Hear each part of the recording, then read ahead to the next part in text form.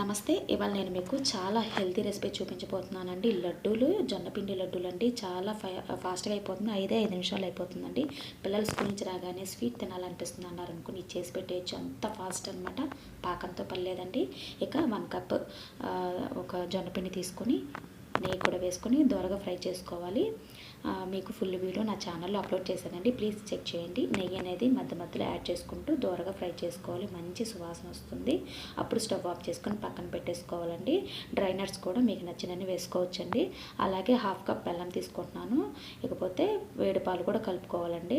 కలుపుకుంటూ కొంచెం కొంచెంగా వేసుకొని ఉండలు అనేది వచ్చేలాగా కలుపుకోవాలన్నమాట. అలా చల్లారిపోయిన తర్వాత కొంచెం నెయ్యి కూడా వేసుకుంటూ డ్రై నట్స్ కూడా కలిపేసుకొని ఉండలు కట్టేసుకోవడమేనండి. అంతే, అయిపోయింది. చాలా ఫాస్ట్ అంటే చాలా ఫాస్ట్ అనమాట. క్విక్ లడ్డూస్ అనమాట.